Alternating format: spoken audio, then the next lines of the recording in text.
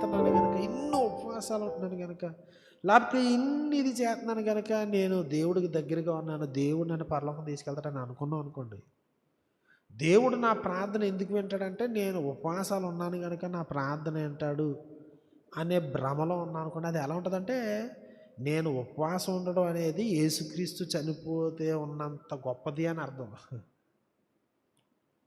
దేవుడికి ఒళ్ళు మండదా అండి? యేసుక్రీస్తు వారిని ఈ లోకంలోనే పంపి తన కుమారుని శిలువ మీద వేలాడదీస్తే తప్ప వేరే సొల్యూషన్ లేదు. కాబట్టి ఇంకేది లేదు కాబట్టి తన కుమారుని పంపాడు. నేను ఈరోజు వచ్చి ఏమన్నానంటే, నేను ఉపవాసం చేస్తే చాలు, నువ్వు ప్రార్థన వినాల్సిందే.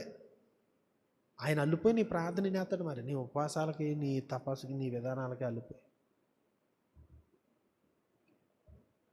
దేవుడు నిన్ను లక్ష్యం ఉంచడానికి, నిన్ను తన యొక్క ఆజ్ఞానుసారంగా ఓకే ఈ వ్యక్తి అని నిర్దోషిగా నిన్ను ఎంచాలి అంటే ఒకే ఒకవే, క్రీస్తు యేసు వారి మరణం అందరి విశ్వాసం. కాబట్టి మనం ఏ పని చేసి ఆ పని చేసి దాన్ని సిలువ త్యాగముతో, సిలువ మరణముతో ఈక్వల్గా చేయడం అనేది భరింపనలవిగా అనేటువంటి పనికి మాలిన పని. అంటే మన స్వనీతిని వదిలిపెట్టి ప్రభువు ఇచ్చేటువంటి నీతిని పొందడానికి విశ్వాసం వలన మాత్రమే అనే దానిపైన మనము